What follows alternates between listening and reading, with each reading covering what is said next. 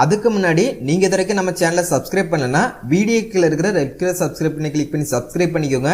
அப்படியே பக்கத்துல இருக்க பெல் பட்டனையும் கிளிக் பண்ணிக்கோங்க. நாங்க எந்த வீடியோ அப்லோட் பண்ணாலும் உங்களுக்கு உடனடியாக கிடைக்கும். 1. அனீமியாவை குணமாக்கும். அனீமியான்னு சொல்லக்கூடிய இரத்தச்சோகை பிரச்சனை ஏற்படுவதற்கு காரணம் என்ன அப்படின்னு பார்த்தீங்கன்னா, உடல்ல போதுமான அளவு இரும்பு சத்து இல்லாமல் இருப்பது தான் ஒரு முக்கியமான காரணம். இந்த இரும்பு சத்து அதிக நிறைந்த ஒரு பழம் இந்த அத்திப்பழம். 100 கிராம் காய்ந்த அத்திப்பழத்தில் பார்த்தீங்கன்னா 0.8 மில்லிகிராம் இரும்பு சத்து இருக்கு. இது ரத்தத்தில் இருக்கக்கூடிய இரும்பு சத்தின் அளவை அதிகரித்து உடல்ல புதிய சிவப்பணுக்கள் எண்ணிக்கை உற்பத்தி ஆகுறதுக்கு ரொம்பவே உதவி செய்யும். இதன் மூலமாக அனிமியாவையும் எளிதில் குணமாக்கக்கூடியது இந்த அத்திப்பழம்.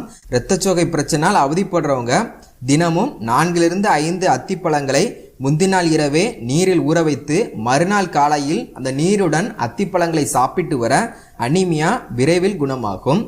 2. எலும்புகளை